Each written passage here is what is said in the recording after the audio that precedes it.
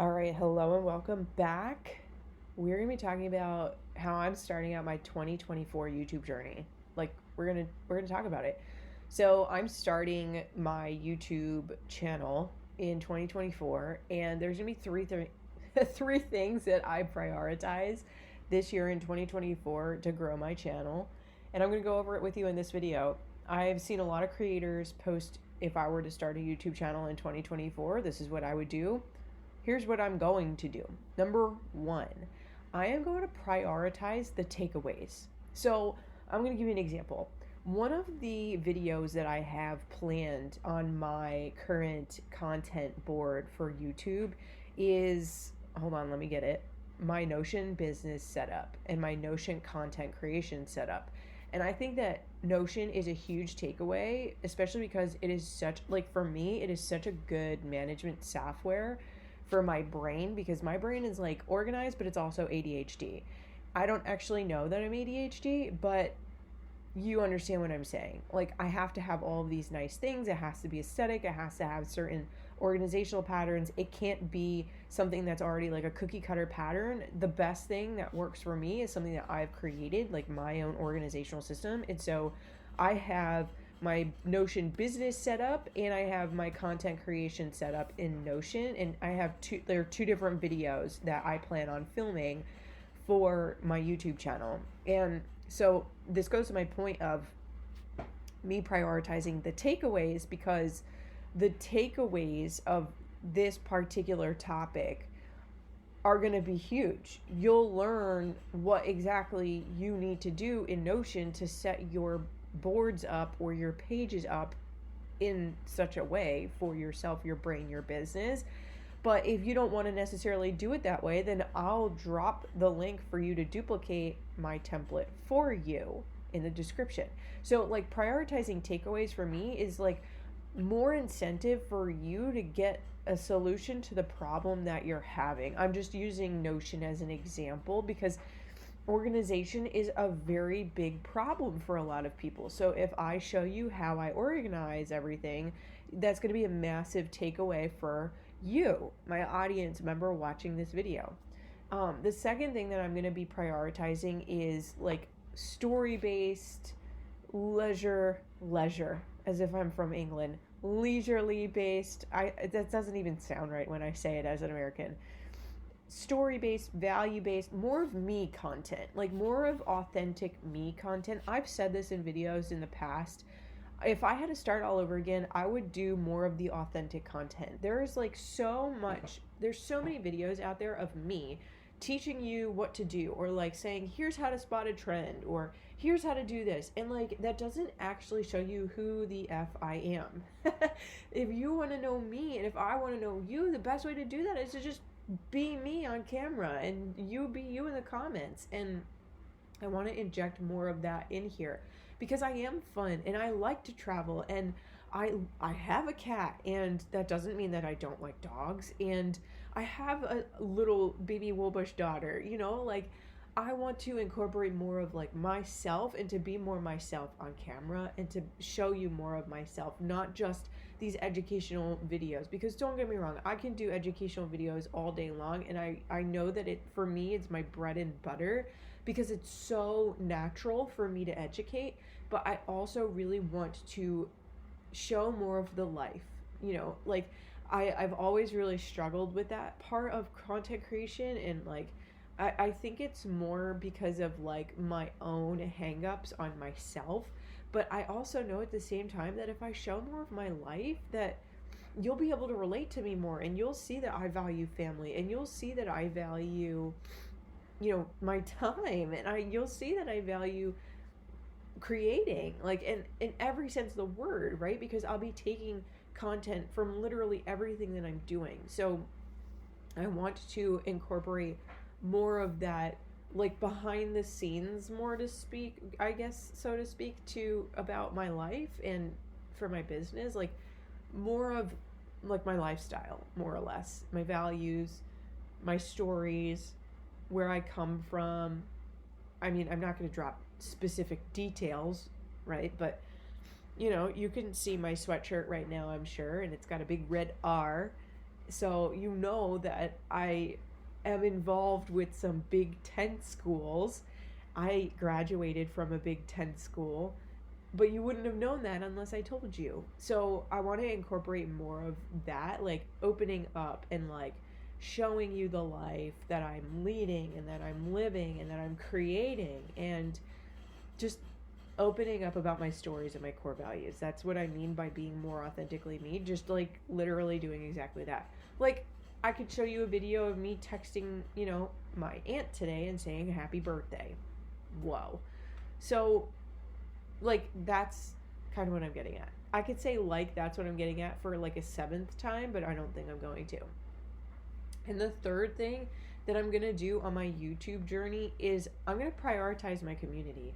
There is something that I have noticed. I've been on so many different platforms. I've been on Instagram. I've been on TikTok. I've been on YouTube. I have an email list. I've been on Facebook.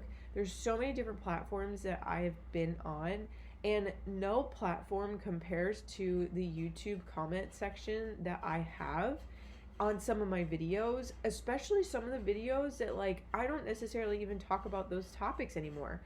I started my YouTube journey as like grab a void code manifestation in that world of like that niche, right? And like, don't get me wrong, I still want to talk about manifestation. I still think that that's very relevant even to what I'm doing right now. Like, I'm still interested in astrology. I'm still interested in human design. I'm still learning about those aspects of myself and my life, and I actually find them incredibly interesting. And I'm going to bring my self-development, my personal development, and what I am like learning about in manifestation in that realm into this. But I also am like a very multifaceted being, and I want to bring that to my YouTube channel. And one thing that I've noticed about my YouTube is that there's so much support in my YouTube. Like, there's so much incredible support in my comment section. Like, somebody just commented after I posted a video recently the other day, I'm glad that you're back. Like, it's good to see you. And like, on TikTok, you don't get that. At least I don't get that on every single video. I get that on some videos, don't get me wrong. But like a vast majority of the videos that I've put out in the last 3 years on TikTok do not get that type of reaction. And on Instagram, it's the very same thing. And I feel like on Instagram, they're way worse than they are on TikTok. They're like savages on Instagram. And I feel like I'm a very smart person, okay? I'm taking accounting right now. I've graduated from a Big Ten school. I was a rower when I was in school too, so like I really had to keep my good grades up. I'm doing very well right now in my accounting courses, and I plan on going to get my MBA at some point. But like I am a very quick person. I'm a very quick learner, and for me, after 9 or 10 years of being on Instagram, to still not understand the algorithm and to still not perform the way that I want to be performing on Instagram, and it just drives me so insane. It makes me so frustrated. I'm like, forget it. I want to be done with Instagram. And not only do I want to be done with Instagram in the sense that it makes me feel like a dunce every time I open the app for a specific business purpose, I want to be done with Instagram also because it just makes me so frustrated to have to create content, like so much content all of the time, and it doesn't have a return on it. I logged into my YouTube this afternoon after just posting a bunch of shorts on Friday afternoon, and that was like 3 days ago at the time of filming. It was 3 days ago from this point in time, and I got 6 new subscribers in my community, and I got comments like, I'm so glad that you're back, and I'm so glad that you're talking about this. Like, that makes me want to come back and make more videos for you. That it really truly does. And I am so happy that that exists on my YouTube channel, because you're still supportive of me and my journey and what I'm interested in, no matter what. Like, I might not be producing nearly as much manifestation content, but you still back me, and that's awesome. And that's what I want to prioritize. Don't even get me started on the whole fact that I wanted to start a YouTube channel from the beginning anyways, because I could go on for days about that. But my whole point in this last third point topic here is that I want to show up more for the community that enjoys me and that is there for me and that has my back. Because to me, it's more important to take care of someone who has my back instead of to like continue to chase people because I think that they're going to come follow me. Like, I've spent plenty of money and I've spent obviously so much time learning all of the lessons that it just comes down to take care of the people who are in your core already. Like, come on, Fallon. You know that you want to do YouTube anyway, so what are you honestly like waiting for? Is it just because, in all honesty, this part really does bother me, editing the videos, but like editing is the least of my concerns right now. My biggest point, or my biggest concern going into these next few months and potentially the remainder of this year is this going to support you? Like, is what I'm going to be putting out into the world going to support you? You know, like, I'm creating videos right now from a very experiential standpoint, and I think that that's really cool, but at the same time, that's also super intimidating because it's not like I have somebody live right there that I can bounce ideas off of or react off of or hear their perceptions and then create a response.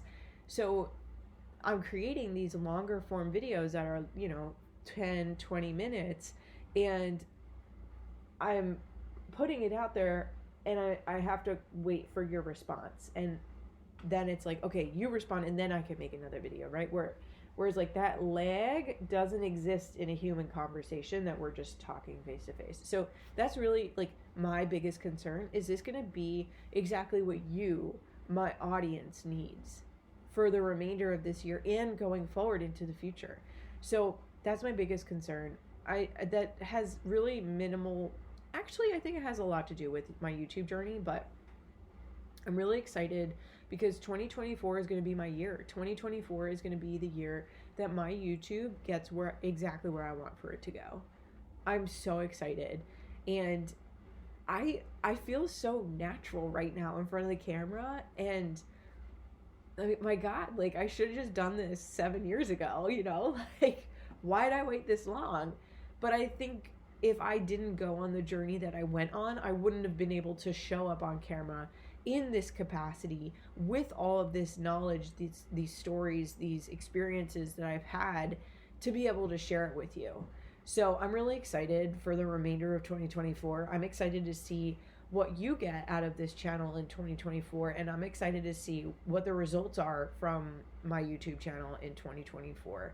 So let me know in the comments which one of those 3 topics, maybe even potentially 5. I don't know if that really counts as 5, but you know what I mean.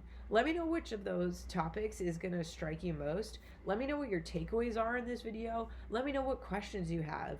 I'd love to be able to help you out. I don't know that I'm going to be able to do it on Instagram, but I'll definitely put it into a YouTube video or a short or onto my podcast even. So I'm really excited. Thank you for tuning in.